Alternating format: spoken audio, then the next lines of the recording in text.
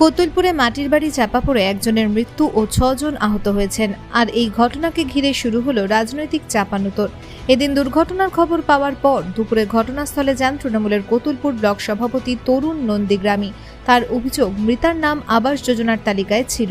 কেন্দ্র ওই প্রকল্পে টাকা আটকে না রাখলে আজ এই মর্মান্তিক দুর্ঘটনা ঘটত না। পাল্টা এই ঘটনায় রাজ্যকে দুষেছে বিজেপির দাবি, রাজ্য আবাস যোজনায় ব্যাপক দুর্নীতি করাতেই কেন্দ্র টাকা আটকে দিয়েছে। তাছাড়া এ রাজ্যের সরকার মানুষকে বাংলার আবাস দেব বলেও দেয়নি, তাই এই ঘটনার সব দায়ী এই রাজ্যের সরকারের। এখানে খুব মর্মান্তিক ঘটনা ঘটেছে। কালকে রাত্রি 12:40 নাগাদ এখানে যে বাড়ি চাপা পড়ে একজন মারা গেছেন, তার বয়স 65 বছর।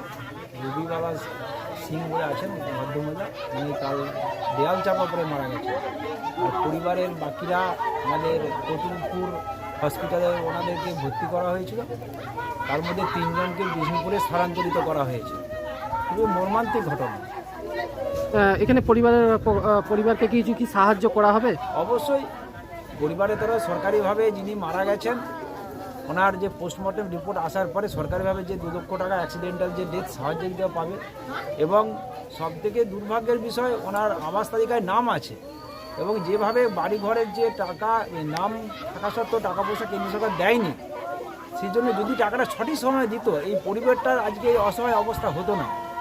তো নাম থাকা সত্ত্বেও আমাদের যে মমতা বন্দ্যোপাধ্যায় সরকার ডিসেম্বরের মধ্যে যে তিনি বাড়ি দেবেন ঘোষণা করেছেন, এবং আমরা আমাদের সে বাড়ি এনারা পাবেন, আবাস তালিকার নাম আছে, এবং অ্যাক্সিডেন্টাল যে বেনিফিট রাজ্য সরকারের সেটা অবশ্যই পাবেন। পরিবারকে কি সাহায্য করবে? পরিবারকে কাছাকাছি জায়গায় স্থানান্তরিত করা হয়েছে এবং আপাতকালীন হিসাবে তাদের খাওয়া দাওয়া সমস্ত ব্যবস্থা করা হচ্ছে। এখানে নেতৃত্বরাও আছেন, প্রশাসন পাশে আছেন, কাল রাত থেকেই সমস্ত স্তরের মানুষও পাশে আছেন, পরিবারের পাশে। কি বলবেন? কেন্দ্রীয় সরকারের টাকা কারা চুরি করেছে? আবাস যোজনার টাকা যদি চুরি না হতো তাহলে নিশ্চয়ই কেন্দ্রীয় সরকারের যে টাকা সে টাকা এতদিনে চলে আসতো। কিন্তু আরেকটা কথা হচ্ছে, বাংলার বাড়ি গেল কোথায়?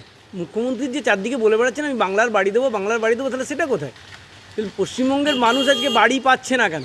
বাড়ি পাচ্ছে না কারণ তৃণমূল নেতা, তৎস এবং প্রশাসনিক যারা কর্তা ব্যক্তি রয়েছেন তাদের ইয়েতে আজকে চুরি হয়েছে। সেই চুরি আজকে হিসেব দিতে পারছেন না, তাহলে গরিব মানুষ সেখানে আজকে সাফারার।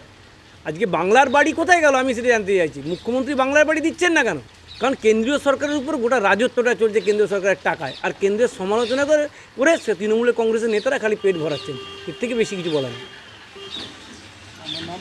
আমার নাম দেবপ্রিয় বিশ্বাস, আমি বিষ্ণুপুর সাংগঠনিক জেলা ভারতীয় জনতা পার্টির